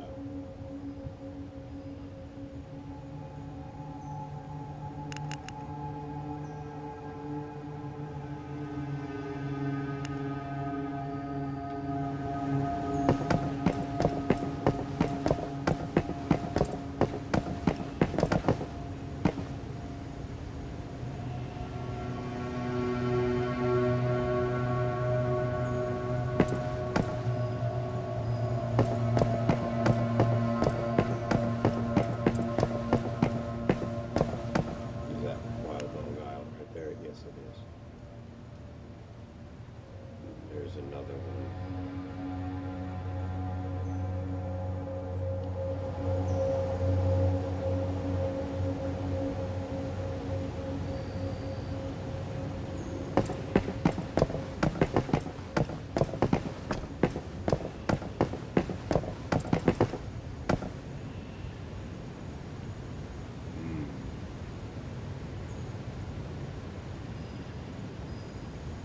Theater. I wonder if I can make it up there too, or make it over there. Probably.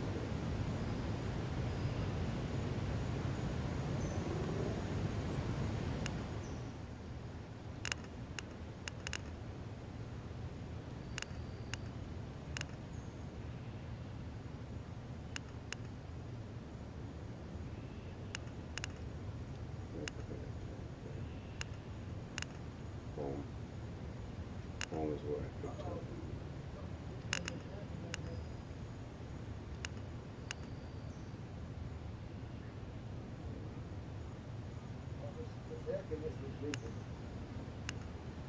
Lovely.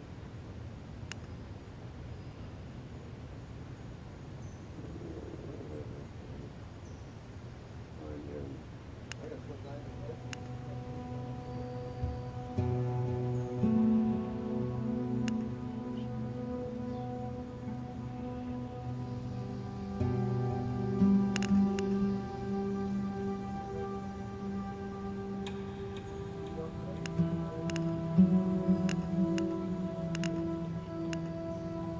Farmers Market.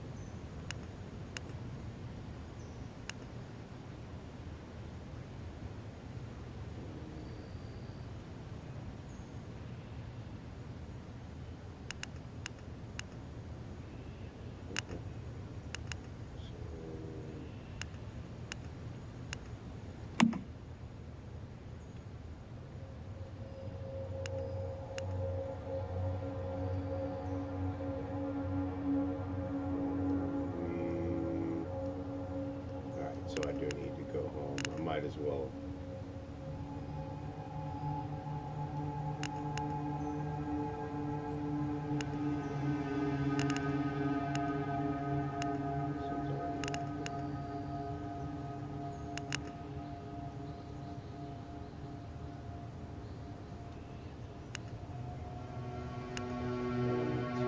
There.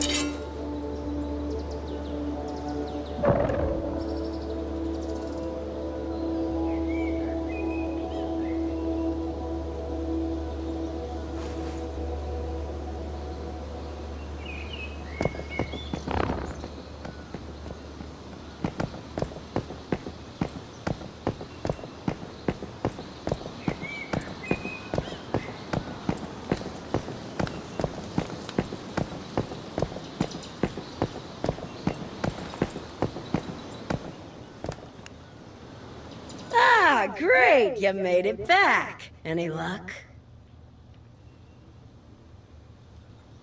Teja, alfajor, chicha, mole, pico de gallo, salsa, tamales. Oh, can you believe it?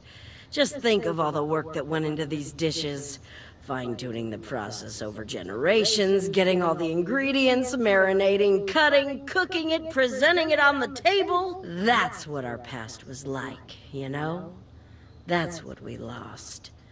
Making food not just to survive, but as a joy. An art, even. I can keep this cookbook safe and try to reproduce it for future generations.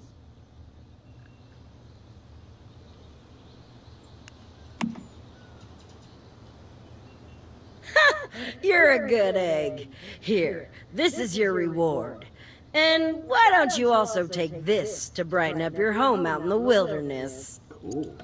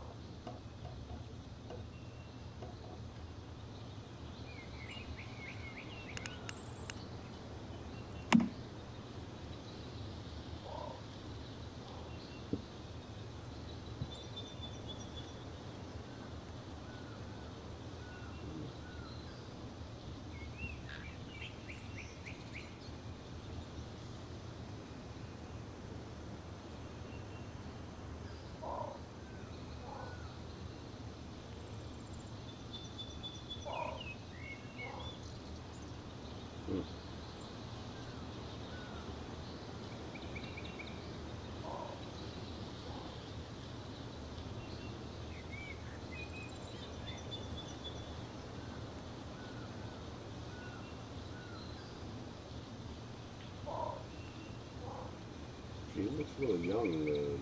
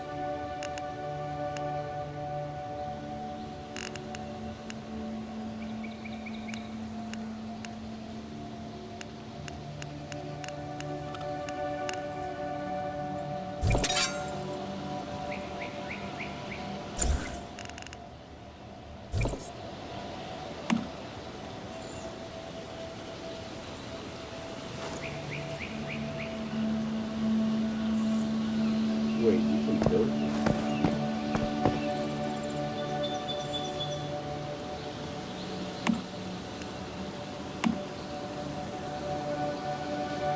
the fuck? You can build here?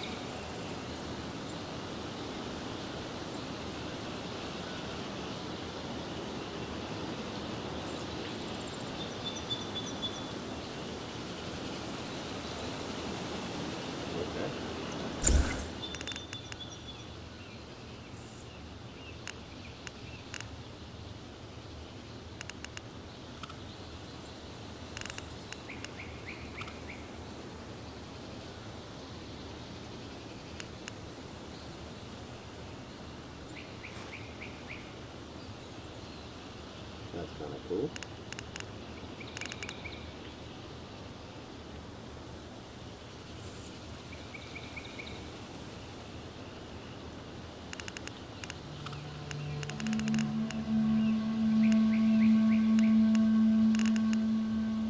So I thought she gave me some food.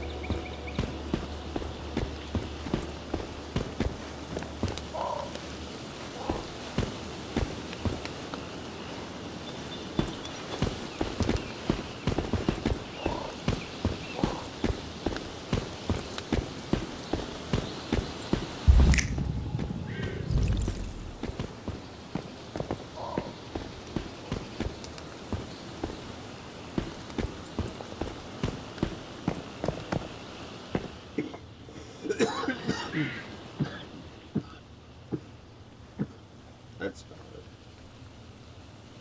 What's her name's husband?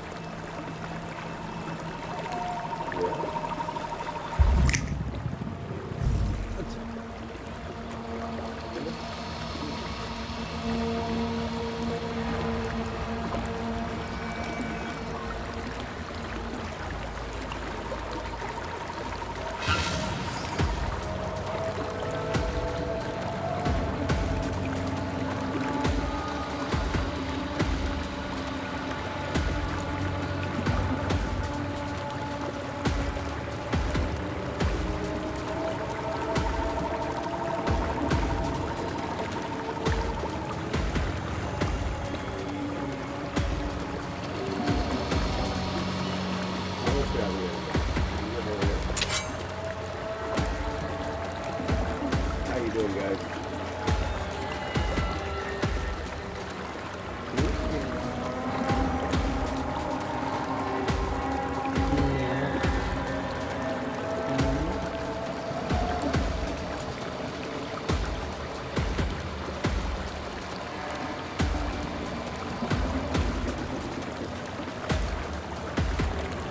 You stop and look at everything.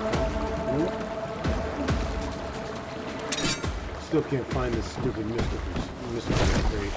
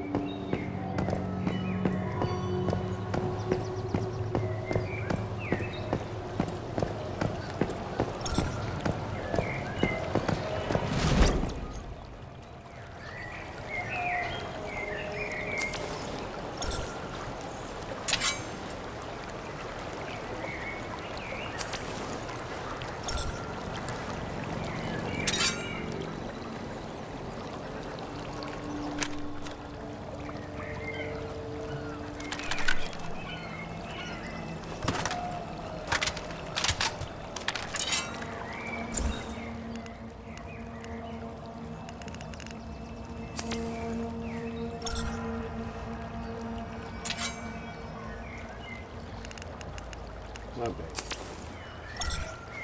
Yeah, I'm gonna let you out.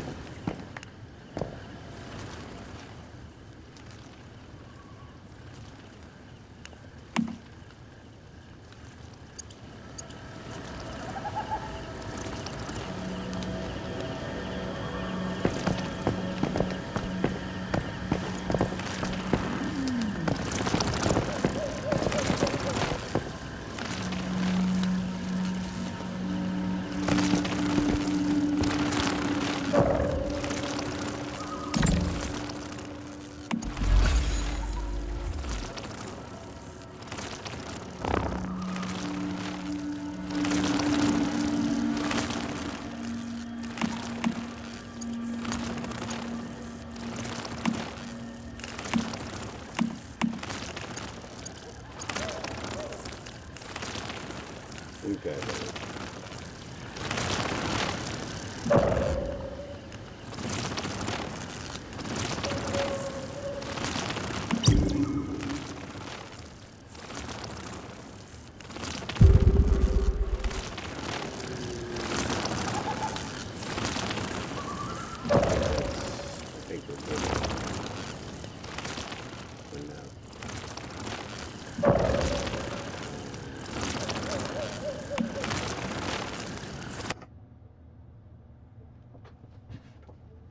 Alright, ladies and gentlemen, thank you very much for joining me. I will be back on tomorrow evening or whatever. Depends on what tasks I have to complete tomorrow during the afternoon, evening hours. But I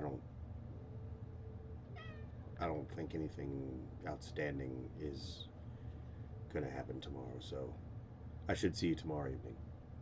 But thank you very much for coming by. Thank you for watching.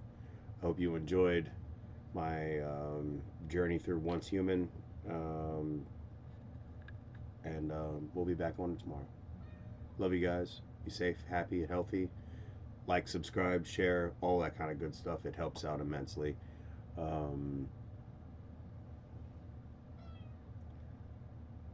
Love from Miss Aria and Mr.